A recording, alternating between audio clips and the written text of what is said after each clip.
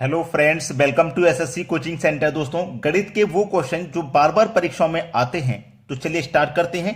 पहला क्वेश्चन है, किसी मेज को 400 के स्थान पर 350 रुपए में बेचने से हानि प्रतिशत में 5% की वृद्धि हो जाती है। उस मेज का क्रय मूल्य क्या है? देखिएगा, जब हमने 400 रुपए की मेज को 350 रुपए में बेचा तो हमें नुकसान कितने का हुआ? भाई, 400 रुपए की चीज है, हम 350 में बेचेंगे तो आप बोलोगे सर हमें नुकसान हो जाएगा 50 रुपए का। 50 रुपए का नुकसान हो जाएगा, और जो हमारा हानि का प्रतिशत है उसमें 5% की वृद्धि हो जाएगी। अगर हमारा ये 50 रुपए का नुकसान नहीं होगा तो ये वृद्धि भी नहीं होगी, और यदि 50 रुपए का नुकसान होगा तो 5% की वृद्धि हो जाएगी। इससे हमें यह पता लग जाता है कि 5% की कीमत 50 रुपए है। अगर ये 50 रुपए की कमी नहीं होती तो ये 5% की वृद्धि नहीं होती। 50 रुपए की कमी हुई है तभी तो 5% की वृद्धि हुई है, तो 5% की वैल्यू 50 रुपए के बराबर है, तो 1% की वैल्यू कितने के बराबर हो जाएगी? 10 रुपए की। हमें बताना है मेज का क्रय मूल्य। क्रय मूल्य भाई क्या होता है? अपने आप में 100% का मान। जब 1% का मान 10 रुपया, तो 100% का मान कितना हो जाएगा? आप सभी जानते हैं 1000 रुपया हो जाएगा। क्लियर? यानी कि डी ऑप्शन बिल्कुल सही जवाब है। 1% का मान 10 रुपया तो 100% का मान 1000 रुपया। क्लियर हुआ ना सभी को? अब देखते हैं अगला सवाल। अगला प्रश्न है, एक आदमी अपनी 2 महीनों की कमाई को 3 महीनों में खर्च करता है और साल में 1500 रुपये बचाता है, तो उसकी मासिक आय कितनी होगी? देखिए, उसने बोला है 2 महीने की कमाई को 3 महीने में खर्च कर रहा है। भाई, 2 महीने की कमाई को वो खर्च कर रहा है 3 महीने में। क्लियर है ना? 2 महीने की कमाई को वो 3 महीने में खर्च कर रहा है। क्लियर है इतनी बात? तो अब 2 महीने की कमाई को वो 3 महीने में खर्च करेगा, फिर से 2 महीने की कमाई को वो 3 महीने में खर्च करेगा, फिर से 2 महीने की कमाई को वो 3 महीने में खर्च करेगा, और फिर से 2 महीने की कमाई को वो 3 महीने में खर्च करेगा। इस तरीके से देखिए, 3 और 3 6, 3 9, 3 12। खर्च कितना किया उसने? 12 महीने। और कमाया कितना उसने? 2 2 4 2 6 और 2 8। यानी कि वो 8 महीने की कमाई को 12 महीने में खर्च कर रहा है। एक साल में 12 महीने होते हैं। इस 12 महीने में से वो 8 महीने कमाकर 12 महीने पूरा चला ले रहा है, तो उसके पास वो 12 महीने यानी कि एक साल का खर्च ये हो गया। भाई, 12 महीने होते हैं एक साल में, और 12 महीने देखो खर्च भी कर रहा है, लेकिन केवल 8 महीने की कमाई से वो 12 महीने का खर्चा चला रहा है। तो 12 महीने में से 8 महीना कमाया और बाकी के बचे 4 महीने वो उसके बचत के हो जाएंगे, है ना? 4 महीने उसने बचत कर ली, और रुपए में कितने की बचत कर ली उसने? 1500 रुपए की। यानी कि 4 महीने में वो 1500 रुपए बचाता है, तो एक महीने में वो कितना बचाएगा? भाई, 1500 में क्या करो, 4 से डिवाइड कर दो, पता चल जाएगा कितना बचाएगा। 375 रुपए बचाएगा वो एक महीने में। डी ऑप्शन इस सवाल का बिल्कुल सही जवाब है। अब देखते हैं अगला प्रश्न। अगला प्रश्न है, कुछ आदमी किसी काम को 60 दिन में पूरा कर लेते हैं। कुछ आदमी हैं, नहीं पता कितने हैं, तो हम एक्स मान लेते हैं। और ये जो कुछ आदमी है, ये किसी काम को 60 दिनों में पूरा कर ले रहे हैं। ठीक है? यदि उस काम पर 8 आदमी और लगा दिए जाएं, पहले से कितने आदमी हैं? एक्स, और इसमें अगर हम 8 आदमी और जोड़ लें, 8 आदमी और जोड़ लें, 8 आदमी काम पे और लगा दिए जाए, तो वह काम 10 दिन पहले पूरा हो सकता है। केवल एक्स आदमी 60 दिन में कर रहे थे, हम इसमें 8 आदमी और जोड़ लेंगे तो ये काम 10 दिन पहले हो जाएगा। यानी कि पहले 60 दिन में हो रहा था, अब 10 दिन पहले हो जाएगा, तो मतलब 50 दिन में ही हो जाएगा। ठीक है? 60 का मल्टीप्लाई एक्स से करो तो ये 60x हो जाएगा। 50 का मल्टीप्लाई एक्स से करो तो 50x, प्लस 50 का मल्टीप्लाई 8 से करो तो ये 400 हो जाएगा। अब x वाले टर्म एक तरफ करो, ये को 50x इधर आके माइनस हो जाएगा, तो 60x में से 50x चला गया, 10x बचेगा। इधर क्या बचा? 400। अब देखिएगा, 10 से आप 400 को कटा दोगे, 10 से कटा दोगे 400 को, तो 10 चौके 40 और 1 0, मतलब x का मान कितना आ गया भैया? 40 आ गया। x का मान कितना आ गया? 40। उसने पूछा है तो कितने आदमी काम पर लगाए गए थे 40 आदमी काम पर लगाए गए थे, ये हमारा एक्स का मान आ गया। ठीक है, 40 आदमी। तो किस ऑप्शन में 40? बी ऑप्शन में। बी ऑप्शन प्रश्न का बिल्कुल सही जवाब है। अब देखेंगे अगला सवाल। अगला सवाल है, यदि दो संख्याओं का गुणनफल 1452 है, पहली संख्या दूसरी संख्या का 1/3 है, तो पहली संख्या क्या है?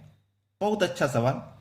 दो संख्याएं, ये पहली संख्या हो गई, ये हो गई दूसरी संख्या आपकी। ठीक है, दो संख्या मैंने यहां पे ले ली है। उसने बोला है कि दो संख्याओं का गुणनफल 1452 है।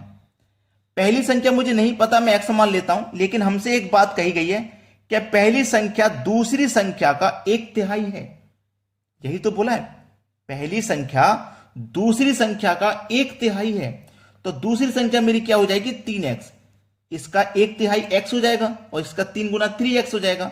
और दोनों का गुणनफल हमें दिया गया है 1452। यही तो दिया गया 1452। तो पहली संख्या क्या है? पहली संख्या हमें बतानी है क्या?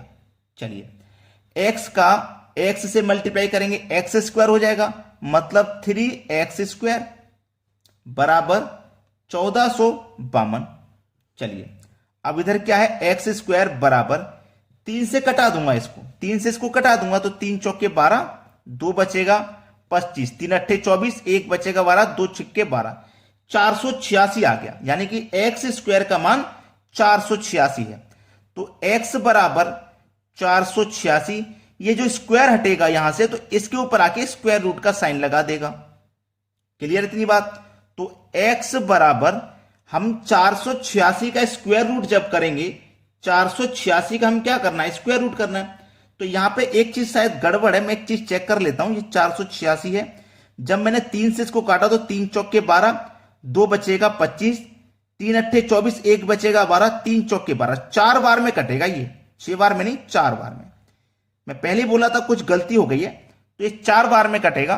तो मैं क्या करूंगा? 484 का जब स्क्वायर रूट करूंगा तो क्या हो जाता है? स्क्वायर रूट 484 का 22 हो जाता है। मतलब x का मान मेरा कितना आ गया? 22। मुझसे पूछा गया था पहली संख्या, पहली संख्या x है, x का मान आ गया 22, जो कि मेरे डी ऑप्शन में दिया गया है। बिल्कुल सही जवाब है। इस तरीके का कभी भी कोई प्रश्न एग्जाम में आ जाए तो आप उसे जरूर करके आइएगा, छोड़ना मत। अब देखते हैं अगला सवाल। अगला प्रश्न है, एक कार्य को पूरा करने में अभिषेक अनुभव से 6 दिन कम समय लेता है। अभिषेक, यहां लिखूंगा मैं अभिषेक। ठीक है, अभिषेक अनुभव से, दूसरा व्यक्ति है अनुभव। ठीक है, बोला क्या गया? अभिषेक अनुभव से 6 दिन कम ले रहा है। अगर अनुभव किसी काम को 10 दिन में करेगा तो अभिषेक 6 दिन कम में करेगा, मतलब 4 दिन में ही कर लेगा। यही तो है समय। यदि दोनों उस कार्य को 4 दिन में पूरा करें, दोनों मिलकर के उस कार्य को 4 दिन में पूरा करते हैं, तो अनुभव अकेला उस कार्य को कितने समय में पूरा कर लेगा? एक चीज समझिएगा, अनुभव कर रहा है 10 दिन में, अनुभव कर रहा है 10 दिन में, अभिषेक 4 दिन कम ले रहा है, मतलब 4 दिन में ही किसी काम को कर ले रहा है। ये बात तो आपकी समझ में आ गई, 4 दिन में ही किसी काम को वो कर ले रहा है। अब एक चीज उसने बोली है कि यदि दोनों उस कार्य को 4 दिन में पूरा करते हैं, दोनों इस कार्य को कितने दिन में कर रहे हैं? 4 दिन में पूरा करते हैं, तो अनुभव अकेला उस कार्य को कितने समय में करेगा? इसका एक फॉर्मूला होता है, याद कर लेना, एक्स वाई अपॉन में एक्स प्लस वाई, याद कर लेना इसको। ये मेरा पहले वाला मान x है, बाद वाला मान 22 है। ठीक है भाई, x मेरा 4, y मेरा 10, बटे में दोनों का योग जो कि 14 है। 4 और 10 14, और 14 से इसको मैं डिवाइड कर दूंगा।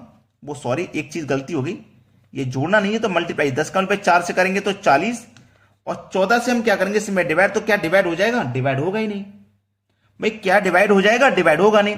तो ये फॉर्मूला है इस प्रश्न को करने का, लेकिन ये जो फॉर्मूला है यहां पे काम नहीं कर पा रहा। ये जो फॉर्मूला है यहां पे काम नहीं कर पा रहा है। कर पा रहा है क्या? मुझे तो नहीं नजर आ रहा काम कर पा रहा है यहां पे। ये फॉर्मूला यहां पे काम नहीं कर रहा। तो देखिए क्या होगा, याद रखिएगा जो चीज मैं आपको बता रहा हूं। अभिषेक 4 दिन में कर रहा है, अनुभव किसी काम को 10 दिन में कर रहा है। तो यहां पे ये जो मैंने संख्या मानी है 10 और 4, तो ये संख्या रखने से यहां पे आंसर नहीं आ रहा, फॉर्मूला काम नहीं कर रहा। तो मैं दूसरी संख्या ले सकता हूं। अगर अनुभव किसी काम को 6 दिन में कर रहा है, वो सॉरी 12 दिन में, क्योंकि अभिषेक मेरा अनुभव से 6 दिन कम ले रहा है ना। अनुभव 12 दिन में किसी काम को करेगा, अभिषेक 6 दिन कम ले रहा है तो 6 दिन में कर लेगा। 6 दिन में कर लेगा कि नहीं कर लेगा? अब फॉर्मूला काम करेगा कि नहीं देख लो। x का मान ये हो गया, y का मान ये। x मेरा देखो 6 है, y मेरा y है, बटे में दोनों का जोड़ 12 और 6 18। ठीक है, 6 त्रिक 18, 3 चौक के 12 और 4 दिन में काम को पूरा कर रहे हैं। मेरा 4 निकल के आ गया। ठीक है, 4 निकल के आ गया तो बिल्कुल सही जवाब हो गया। अनुभव अकेला उस कार्य को कितने दिन में करेगा? अनुभव कितने दिन में कर रहा है? 12 दिन में। बी ऑप्शन सही जवाब हो गया। हमने देखो ऐसी संख्या मानी थी पहले, अनुभव 10 दिन में कर रहा है तो अभिषेक 6 दिन कम में कर रहा है, मतलब 4 दिन में। लेकिन इस संख्या को मानने से आंसर नहीं आ रहा था, फॉर्मूला वर्क नहीं कर रहा था। मैंने दूसरी संख्या मान ली, अनुभव 12 दिन में करेगा तो 6 दिन कम लेगा अभिषेक, तो 6 दिन में करेगा। इस संख्या को जब मैंने पुट किया इस फॉर्मूले में तो आंसर आ गया, मेरा सही हो गया। समझ में आ गया ना सभी को कैसे करते हैं? अब देखते हैं अगला सवाल। अगला प्रश्न है, पिता और उसके पुत्र की औसत आयु 22 वर्ष है, यानी कि ये फादर है और ये सन। ठीक है, एक बात और याद रखना, प्रश्न में पहले पिता कहा गया तो पहले पिता लिखो, बाद में पुत्र कहा गया तो बाद में पुत्र। ये बात जरूर याद रखना, वरना अनुपात में गलती हो जाती है। अनुपात है 10:1। ठीक है, ये इनका अनुपात है।